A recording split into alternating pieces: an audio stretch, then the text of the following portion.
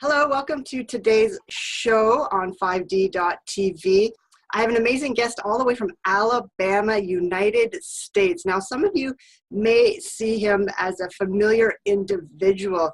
He is an American author, screenwriter, film producer, and he's known for his 1993 book release of the Celestine Prophecy that was a New York Times bestseller for over 70 weeks. This book went viral with its brilliant insights. Welcome, Mr. James Redfield. Thank you. Thank you. Glad to be with you. So it's been over 20 years since you released the Celestine Prophecy. What have you been up to? Well, I have the Celestine Prophecy book one. So we have out 4 novels out now that move us through, or move the reader through the first insight, which is about synchronicity. I'm sure we'll talk about that. And all the way through the 12th insight. Just to begin quick, I can call these insights revelations. I really think that I was led to write a book that moved people through the steps that broaden consciousness and all that comes with that. Now, it sort of takes one awake. I mean, it produces a kind of waking feeling that there's more going on in the world from a consciousness and spirituality point of view. And the proof is in the book. And so it's a novel. It's an adventure story that the reader goes on. And I think the reason that it was so popular, and is so popular, I mean, it keeps me busy now. But in fact, we have a re-release because millennials are passing it around so much. So we have 2 new generations really tuning into the Celestine Prophecy. But it creates this feeling of awakeness. And I think that, in all the books, 1 through 12, in terms of these kind of awakening points, moments of awareness that we go through. I really think it's kind of archetypal. I was led to describe these steps in awareness that really awakens you for your own spiritual journey. And I think that's what people really saw in it, and that's why it went viral all around the world. It was actually, and I say this just because it proves that it was a pass along to talk about. It actually was the best-selling book in the world for 2 years. Wow. So wow. That's how far it went, how viral it went, and it's still out there. And now 2 new generations are tapping into consciousness. So this is a book that really is one that people can share with their friends and talk about staying awake. That's fantastic. Well, congratulations to you. And I read the book 20 years ago, plus when it came out, and I think I was 19 at the time. And so knowing that we had this interview coming up today, I reread it, watched the film again, and you hit upon something you just said earlier. I mean, the messages, the insights, they're timeless. And I think one of the reasons why they're timeless is because they're so true and so pure and so authentic. And I found myself, 20 years later, watching it and reading it again, I was going deeper and deeper into those insights, because there's layers of them, and you can peel them the more your consciousness grows. At least that was my experience this week, going through it again 20 years later. Well, I think that's what, people reread it all the time. I reread it because it's just a good, fast way to get that awakened feeling. Yeah. And, the first insight is the one that's crucial. And it's about synchronicity.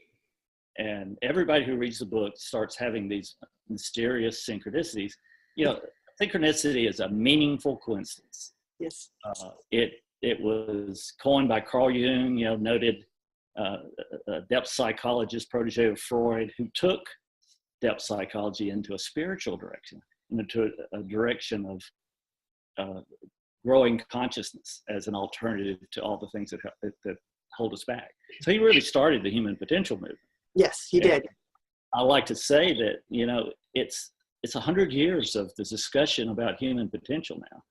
And we have figured out how to break through to a heightened creativity and a sense of intuitive guidance that is the secret to a great life, because the fulfilled life.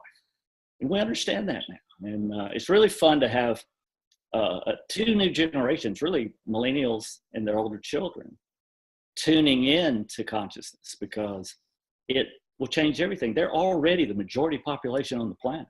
Mm-hmm. And they're tuning into meditation. They're tuning in to ask the big questions. Millennials especially, I love to talk with them because, you know, they say that, you know, here they are, the bulk of them, they're a huge generation. The bulk of them are passing 35, 36, 37, looking at 40, rushing toward them, right? And they're asking this deep question: what do I really want to do with my life? Yeah. And then you got the older children of this group who are finishing high school, looking at college, going, how do I get educated without being in debt a fortune? You know, what can I do to you know, I want a fulfilled life. You know, that everybody going to college wants to you know, do something. You know, they feel an urge to do something, get educated. And it's just, I like to say it's a new time in the world, because these two generations hugely are tapping in again to asking the big spiritual questions, and that's contagious. Therefore, yeah, a new time for all of us. For sure. And, you know, one of the things that, well, I love many things about this book. I mean, it was just brilliant. The fact that you brought in energy. So part of my background is actually a TCM acupuncturist. So I have a clinic where I deal with energy all day long. And I find it fascinating. Your book is about energy and learning how people can manage their energy and come into this place of balance. What I found, though, unfortunate in our school systems is that our energy body is not really being discussed or shared. Like when students learn about health, they learn about, you know, the endocrine system, the reproductive system, all the Western biomedical systems, but they're not taught their energy system and how to manage and direct and balance that energy system. And so your book is, yes, for millennials, but it also needs to be brought into at, you know, the lower school levels and the grade school levels. So, I mean, have you seen that integration yet? Like that type of your material being brought into the lower grade levels? Well, yeah, I think there are a lot of, you know, I get emails every day, especially from people who talk about what they're doing differently because of this work, in terms of the energy dynamics of their classrooms. And teachers, it's one great thing. Teachers have a lot of free time in those classrooms, and they can really bring information in and bring this, as you say, an energy balance to the group. And so it's very uplifting now, I believe. And what's happening is that because the book's being passed around again so much, we create a new edition with a forward, a long afterword of how to stay awake, which I've been wanting to do forever. And what happened, I think, with millennials tuning in, they want a kind of down-to-earth approach to their growth, not so much abstract stuff. And I agree with them completely. This is not going to get fully integrated. I mean, the spiritual consciousness, as I'm talking about, it's not going to get fully integrated into the world unless it's done in a way that's heartfelt and that is centered in something that one can live. So what I tried to do with Afterward, a new edition, is to put the steps put the concrete steps into one's life. And I believe we have the ability to do that. I think that, again, millennials they're going into they're exploring meditation as never before. You know, you Google meditation, you get the phone book. Everybody's, you know, talking about it. There's meditation courses, all that kind of thing. And why? Because meditation centers you. You know, it grounds you in your world. You start to become the hero of your own movie unfolding as your life, instead of being a bit player in somebody else's movie. And that makes all the difference in the world. And that's what I believe millennials are doing with this. So my theme really now is that we're moving from insight, which is kind of the experience of awakening, to ability. And that means changing our reaction patterns, and so we can ground ourselves in the synchronistic flow, because this is the new good life. This is, you know, everybody says, I wish there was a operation manual for life. Well, there is. The human potential movement over the course of 100 years has put all the moving parts together. And I think that we're bringing those down to earth now. I'm on a tour with the new edition, and so we're going to be in cities all over this year, the United States.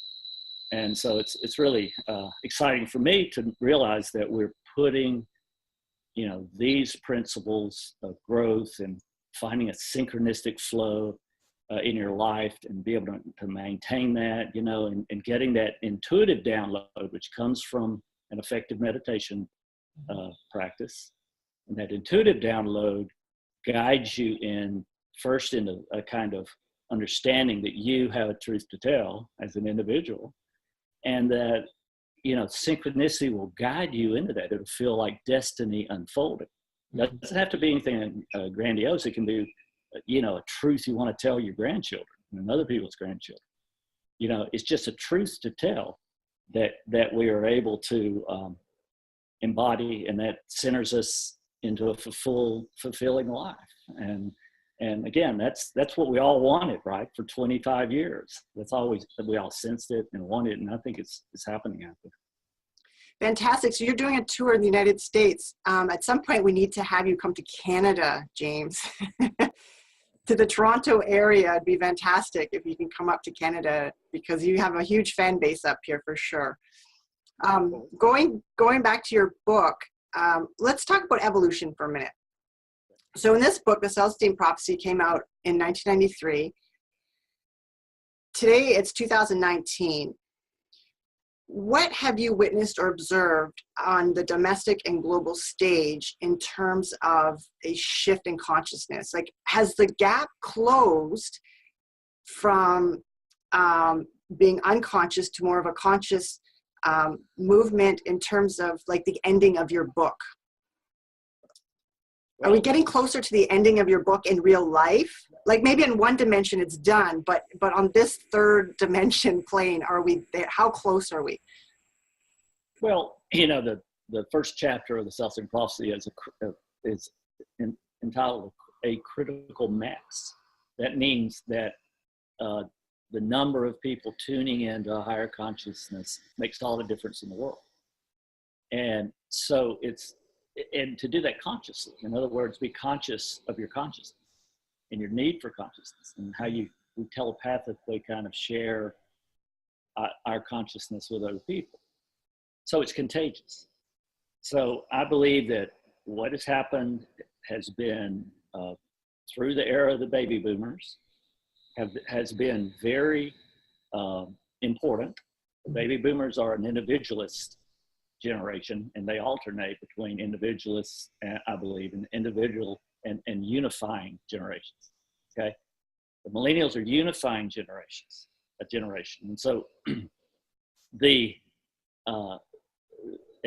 as they become the most influential in the world in terms of a generation, they're taking us from, hey, this is possible, to questions about, well, how do we do it really? Don't give me any bull, you know? I don't want all these abstract concepts. I want to feel this. So that's something that's very important to the evolution you're talking about. because it first has to get grounded in our bodies and in our culture. And then it, in my opinion, it has to become conscious of itself. And that means, hey, we are doing this and it's purposeful, and the more of us that do it, replace what we see so much of, which is fear-based anger and hate out there, especially political. And, you've got all this political anger out there, and a minority of people fighting on both sides. Everybody else is just saying, this is awful, what can we do about it? Well, consciousness is what we do about it. Consciousness that is love-based. And in our workshop, we recommend a love-based meditation practice. And that's the fastest, I believe, right? Get grounded. You're on the light side of life because it's love-based. And what's happening out there is that light and dark is separated. Because if you just look for the dark, it's everywhere, right? And some of these dark activities out there act as though it's purpose. I mean, they think that the world is going to be modeled after their behavior. And that's just an error. But you can't fight. If you hate them, they just get larger. You can't fight. It's not a war. It's a replacement. And what happens is that the world gets better. And I believe, to answer your question, it is. This is the part where everything looks the darkest before the light blossoms. And it's already blossoming. Oh, sweet. I love that answer. What do you say to people who have resistance to opening their heart? To those macho people out there, men, women, who feel opening the heart is too airy-fairy. Yeah. What do you say to that? Well, I'm still telling the truth. Love is a power. Okay, so and then there's a reaction to that. First, there's a reaction to love. Okay, nobody says love anymore because it's too airy-fairy, and all the hypocrites use it, right? So you don't mention love. Forget love. People argue with me about that, but the cure for that reaction is love is a power. It will empower your life, and then it will spread that kind of power into the culture at large. So we have to get past our reactions. People have had, bad experiences with religions that have pushed the concept of love, not the actual thing. So we need to, love is an emotion, okay? You can have anger, hate, fear, hurts, or you can have the reigning emotion that we are designed to have in our emotional space, and that's love. And that's a practice, because it's hard to be in a state of love, and that's what we're talking about. We're not talking about loving a child. Of course you can love a child. Of course you can love little puppies. Of course you can love your spouse and the parents, or the memory of your parents. But that's not what this is. It's not object oriented. Things do bring love out in us, right? That's not it. It's reaching a state of love, which is a meditative state. It's a download. And in my view, anybody can do it over time. But I believe millennials, they sort of have gotten a bad rap, right? Because they're not even 38 as a majority, as a the bell curve is just passing 38 going into 40. And you don't get centered enough to know you're not centered until you're past that age. It's astrological. And so what they're going to do, though, is that they're going to really want to put this into practice. And that's what they tell me. I'm not just making this up, and I dare not speak for millennials or any other generation. I'm not going to do that. But I do get a sense of what they want to do. So evolution is happening, and we're, this tour is called the inspiration tour for a reason. That's what you have to build. You have to get your inspiration. All callings, you know, there's a word for the calling that's calling you to certain activity. There's a word for that in every religion. And it's this intuitive kind of feeling that there's something to do. I mean, you know that. I mean, you have a radio show, you know, but anybody that's, you know, the sequence of insights are important here, because you first experience synchronicity, this metaphysical sense of destiny. And you start to clarify your calling. And then you have to believe in synchronicity. Meaningful coincidences are going to show up and lead you toward your destiny, right? But only you have to believe in it. Even if they hit brick walls, you have to believe in it, because, you know, and the first way to do that is the second insight. And the second insight, as you know, is about, you know, having a different interpretation of history. Don't look at all the wars and the horror. Look at the synchronistic guidance that heroes had in every century of our history that made the world better. And that was because they had a vision to do something, and they were led through it by these mysterious coincidences. That's the operating manual of planet Earth. But we have to learn how to step in that flow. So we're going to talk about that. All life stops on the Celestine Inspiration Tool. Would you say this is a bit different than, you know, the law of attraction, where you have an image and a goal, and then you try to realize that, versus kind of just being in the flow and letting the visions come to you about where life wants to take you, as opposed to where you think you should go in life? Well, yeah, the ego is in there, right? Yeah. And so one of the things that happens in a love-based meditation is that you download your intuitive intelligence. We still have to believe it and want it and put that out there with strong intention. But it has to come from a heartfelt place of, this is what I really want to do. I don't want to do it because I would feel powerful, or I could manipulate the most people, or, you know, that kind of manifestation is possible. It doesn't end well, as you know.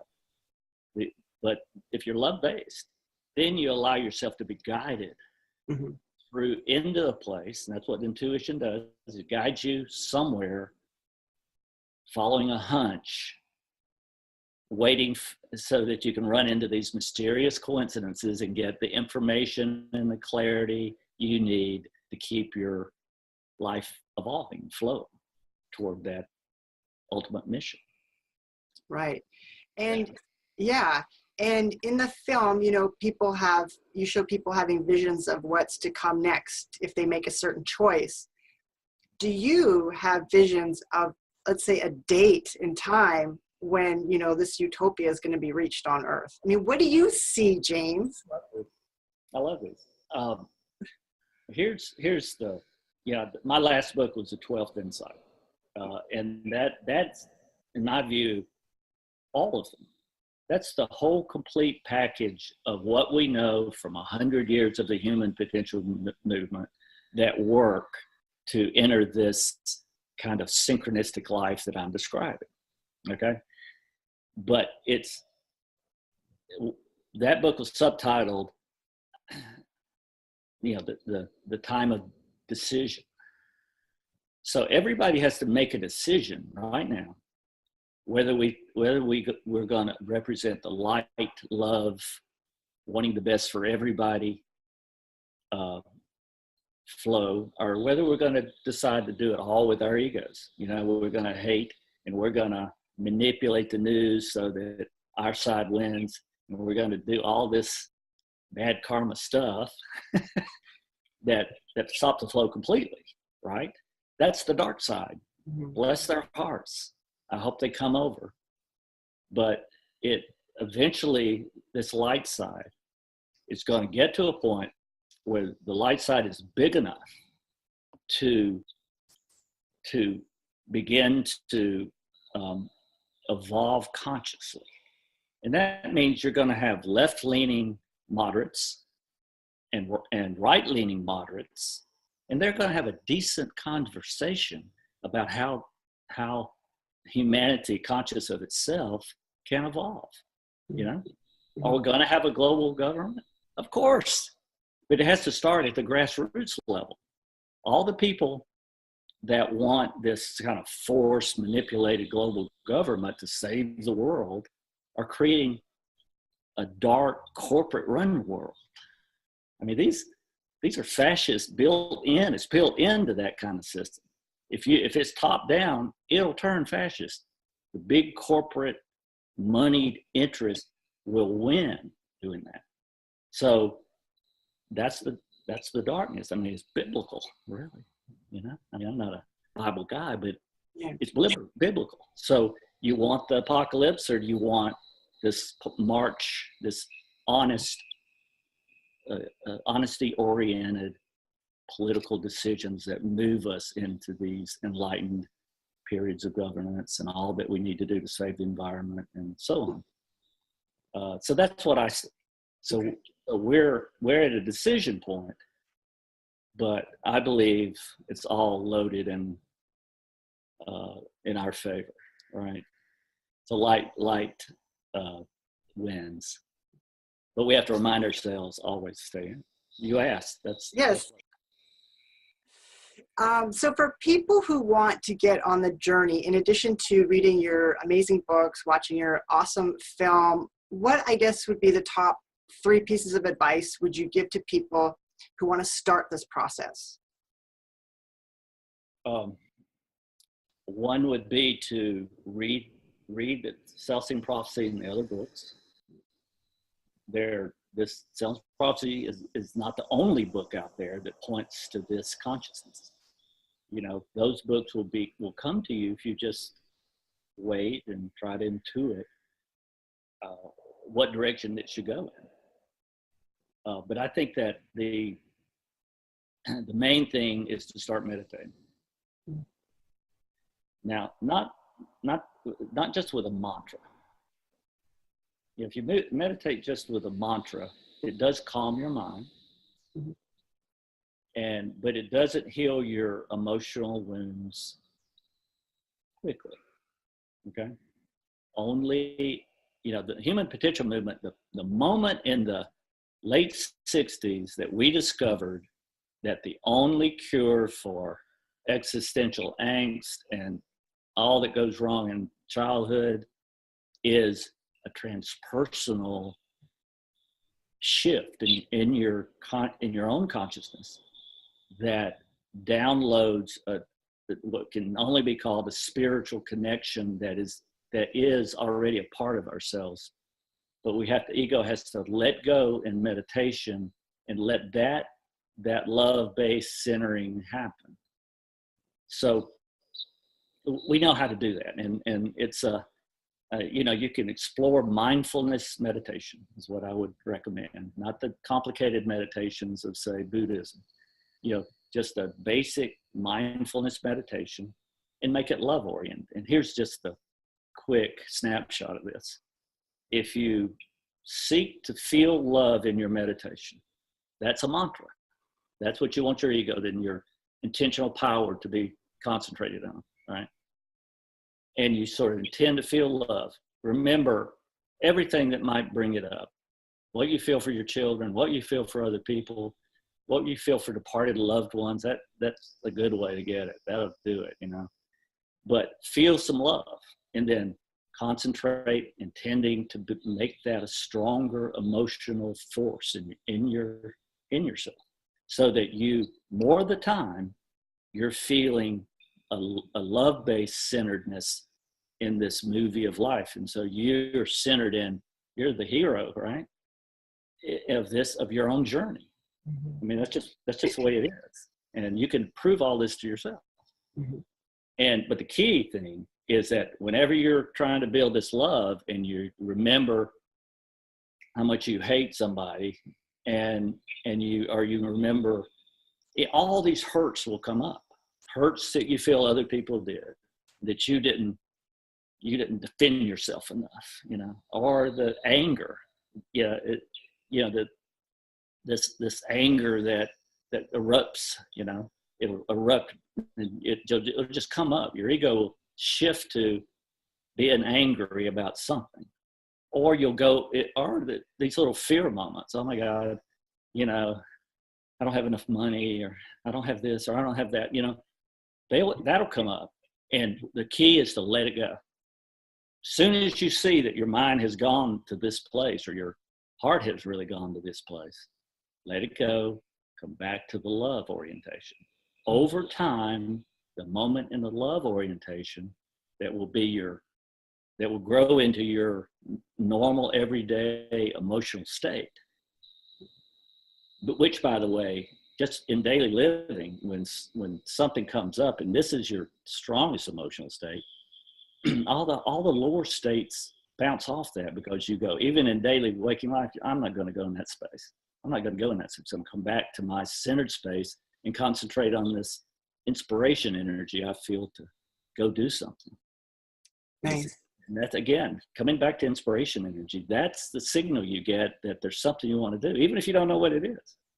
Because I remember before I wrote Celestine Prophecy, I had this kind of inspired dream of it, and it was more like a daydream, but I saw it all.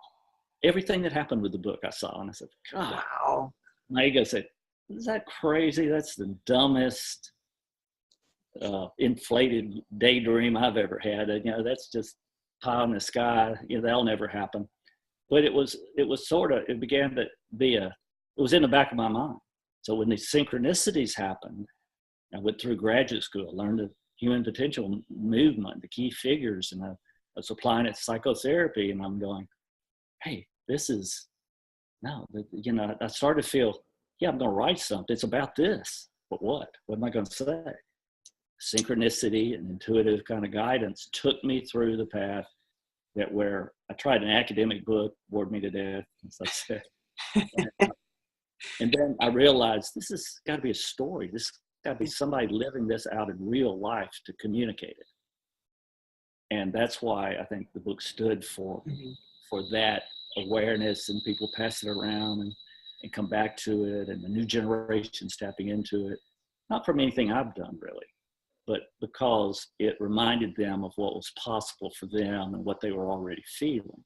Because we're hardwired for that. Our souls are hardwired to be dissatisfied unless we're in this high inspiration space doing something. Well, we now know how to do that, which is that gets me going. In these workshops we're going to do on the tour, we're going to go through that in a systematic way, I believe, because again, we're wired for it. We pop into that, and then the key, which millennials insist upon, is how do we keep it going ourselves? What do we have to do that? And I think we know that now. Yeah. And the way you wrote the book, it was brilliant, because it was so easy to relate to the characters in the book. And especially the idea of letting go was brought up a lot. Like, that was the key. If you could let go, you could access this greater realm. And especially with the main character, when he was on that edge, when the army was coming up behind him, like what was he going to do at that point, right? I don't want to say what it is. I want people to watch the book, watch the movie and read the book, but letting go, right? Letting go in order to tune into that other greater reality. So let's talk about quickly your book, your tour that you're doing all across the States, and how can people learn about your tour? What's your website? How can people get in touch with you? The Celestine Prophecy Tour.com. It's the easiest way. Google my name and say book tour, add on to it. You can Google me and get it different ways. It all comes up. But we're going to do 7 or 8 cities this year, and we're going to keep it going because, again, I think it's there's a whole generation that is already tuning in, and I think they would appreciate how to keep their inspiration energy going, and that's what we'll be talking Wow. Very powerful, James. Thank you so much for your time today and sharing more about your book and your work and just everything. You're just an incredible individual. I'm so glad you're on this planet at this time. Thank you so much. How are you? Good luck with your job. It's great.